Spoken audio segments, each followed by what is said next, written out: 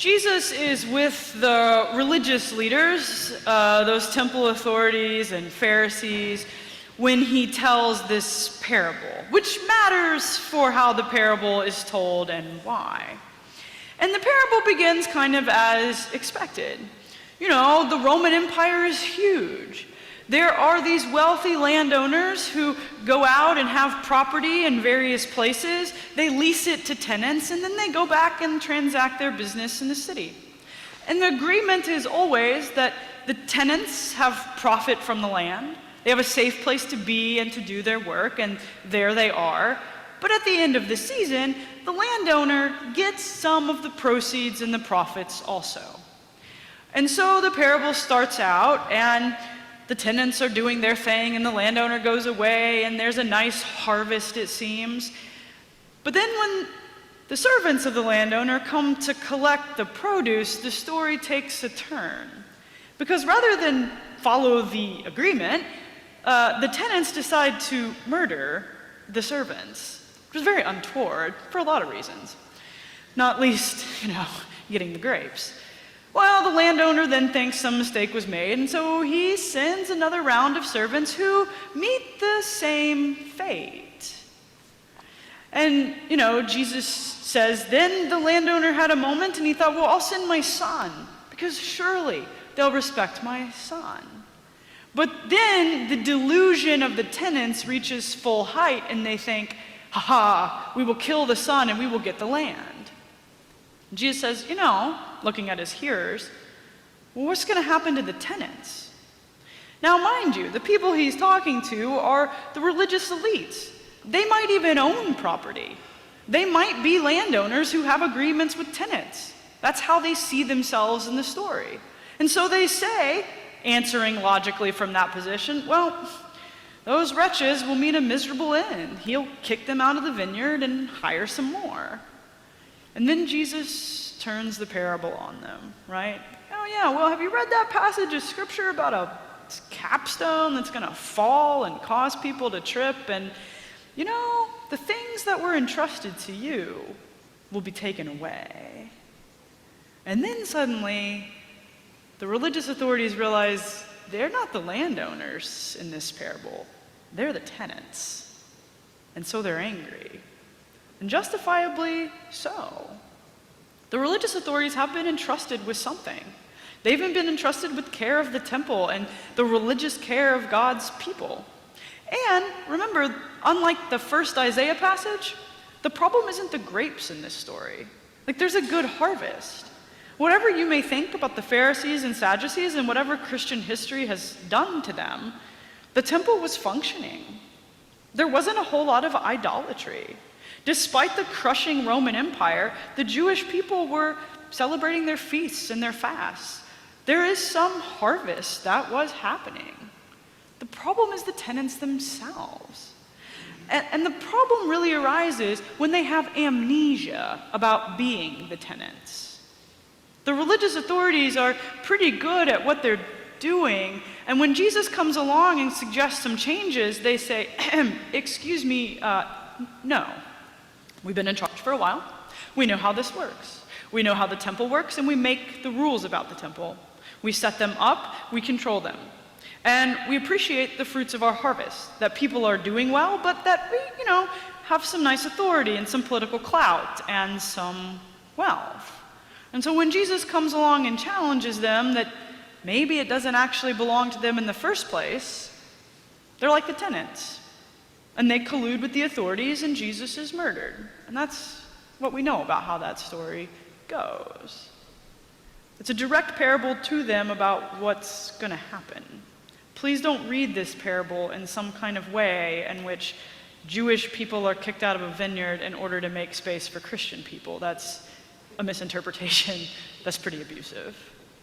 But you can ask some good questions about the parable. If these stories we read in Scripture have broader appeal than just their historical context, well, what's Jesus poking at in this story? Who are the tenants? Well, yeah, they're the religious authorities, but to some degree, aren't we all kind of tenants? We're all on this earth, and none of it actually, this earth, does not belong to us. Oh, I know about We all have private property and whatever, but the world isn't really ours. On some level, we're all tenants here, that it's a gift. But this is a parable spoken to the insiders in the religious community, so perhaps to people like you and me. And it's a good reminder that we're all here because of grace, really. Our lives in the end are a gift. We didn't choose to bring them about. We're here on this planet, on this earth that is also actually gift. And we all work various fields, right? There's various fields that are entrusted to us. The places where we spend our lives doing whatever the work is that's ours.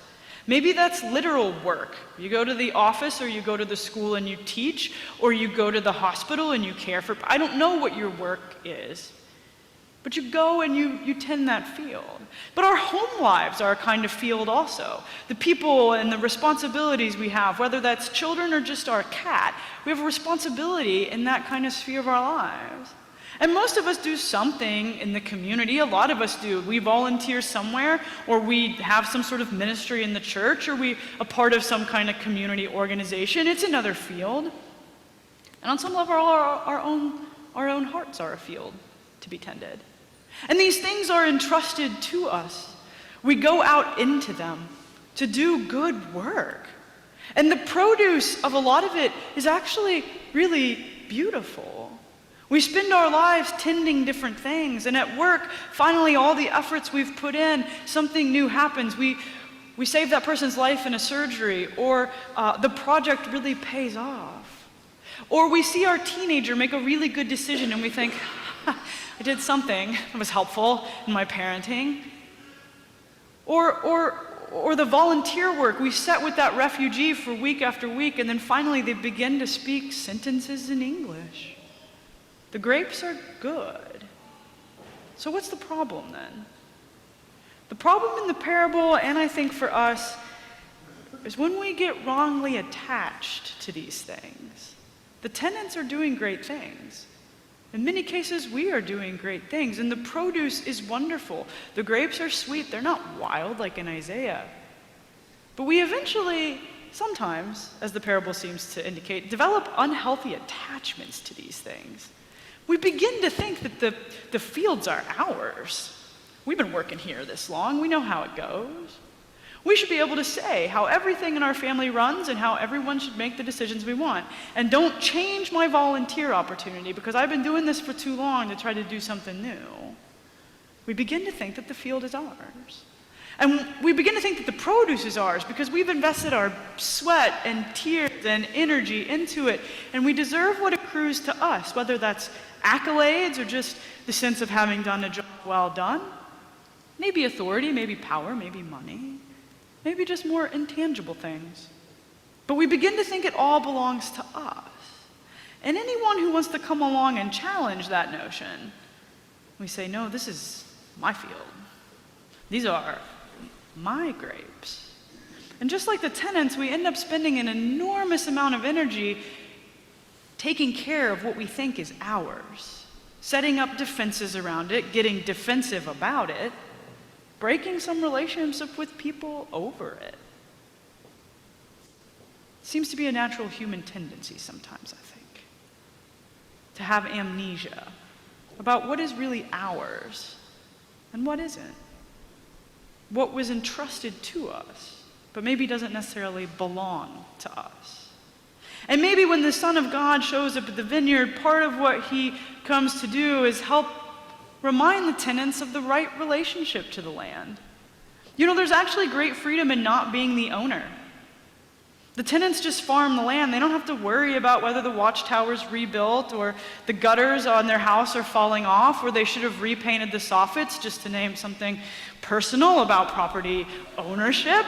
There's great benefit sometimes in not being the owner. And sometimes we get so wrapped up in the things we own or we think we own that we no longer delight in them. We're so worried at work someone's going to take our turf that we forget what we're doing in the first place.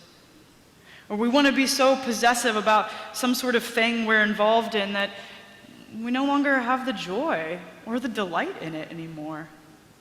And maybe the Son of God comes to set us free from that, to teach us how to take what we think we want and just loosen our grip a little. But there's great freedom found in that. To have the right attachment to something. And to have the right relationship with the landowner. And now I think the tenant-landowner relationship breaks down in the parable. We're not just tenants on God's farm, we're beloved children of God. The Son of God who wants to have a relationship with us. And having the right relationship with the Son helps us have a right relationship with the fields and the produce. So I don't think Jesus is in a power play about owning the fields or wanting the harvest. It's about our hearts. About whether the attachments we have help us find joy and delight, or actually, perversely, limit our freedom, constrain us, and don't help us have healthy relationships. So I don't know what fields you're harvesting. I don't know what kind of tenant you understand yourself to be. I don't know what the grapes are that you've produced, but the parable invites us to consider that, to consider all the things entrusted to us, and how we see them as gift and joy and delight, or as something else. But when the Son of God comes to our field, may we be willing to listen to what he says. May we receive it as invitation to live in more freedom, to live in more wholeness, and to find more joy and delight in this one precious gift of our life, now and always.